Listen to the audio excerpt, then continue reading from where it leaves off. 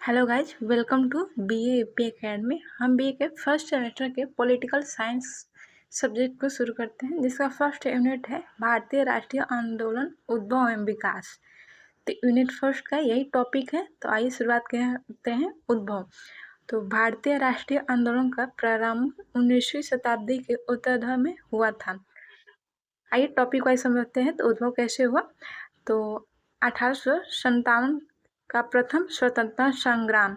यद्यपि यह विद्रोह सैन्य रूप से विफल रहा, लेकिन इसने भारतीय के मन में ब्रिटिश शासन विरुद्ध संगठित क्रांति की भावना का बीज रोपण किया।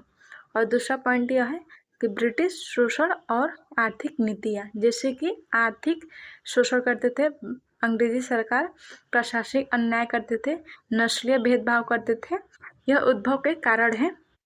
और विकास को समझते हैं।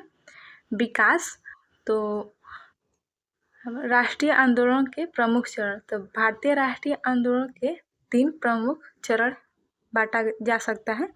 प्रथम चरण यानी उदारवादी चरण 1885 से लेकर 1905 तक। तो प्रथम चरण में ये है।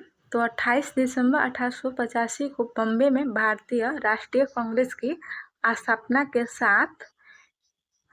के साथ इस चरण का प्रारंभ हुआ।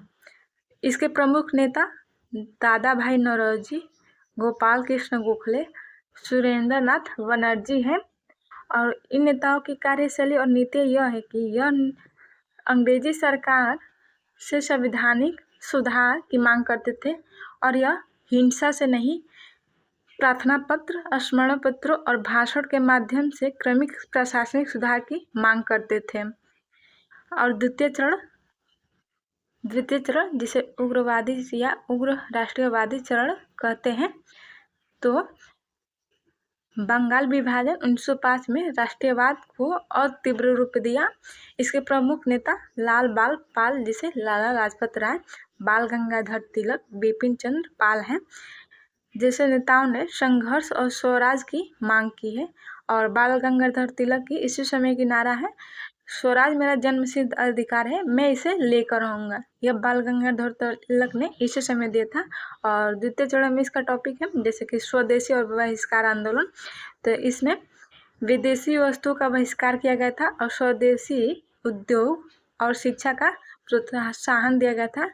तो आप जानते हैं आपका पेपर नवंबर के फर्स्ट वीक या सेकेंड वीक से पेपर स्टार्ट हो जाता है। तो आप धीरे धीरे पढ़ेंगे तभी ये सिलेबस कवर हो पाएगा, तो पेपर में कुछ लिख सकते हैं। तो इसलिए थोड़ा थोड़ा पढ़ते रहिए। आइए शुरुआत करते हैं। तृतीय चरण यानी गांधीवादी चरण, यानी 1919 से लेकर 1947 तक। 1915 में दक्षिण अफ्रीका से लौटने के पश्चात महात्मा गांधी ने भारतीय स्वाधीनता संग्राम का कुशल नेतृत्व संभाला। इन्होंने सत्य, अहिंसा और सत्याग्रह को मुख्य शस्त्र बनाया।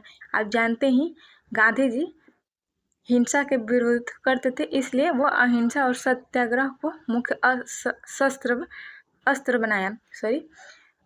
जैसे कि उनका प्रमुख जो आंदोलन है 1919 में रॉलेट एक्ट और जलियांवाला बाग हत्याकांड, 1920 से लेके 1922 तक असहयोग आंदोलन, यह गांधी जी के प्रमुख आंदोलन है। जैसे 1930 में स्वर्गीय अवज्ञा आंदोलन है, 1922 में भारत छोड़ो आंदोलन है।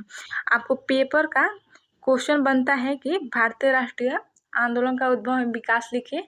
पेपर में लॉन्ग क्वेश्चन आता है या वेरी लॉन्ग देगा। और असाइनमेंट के लिए तो इम्पॉर्टेंट है ये, असाइनमेंट में यही मिलता है कि भारतीय राष्ट्रीय आंदोलन का फिर और मिलता है, तो ये बहुत इम्पोर्टेंट है। तो आप देख लीजिए, समझ लीजिए। Thank you for watching. Please like and subscribe कीजिए। प्लीज़ कमेंट कीजिए आपको वीडियो कैसी लगी, प्लीज़ कमेंट में बताइए। और पेपर की तैयारी करते रहिए, क्योंकि नवंबर में पेपर आपका फर्स्ट या सेकेंड वीक से शुरू हो जाता है, तो पढ़ेंगे तो भी हो पाएगा। Thank you.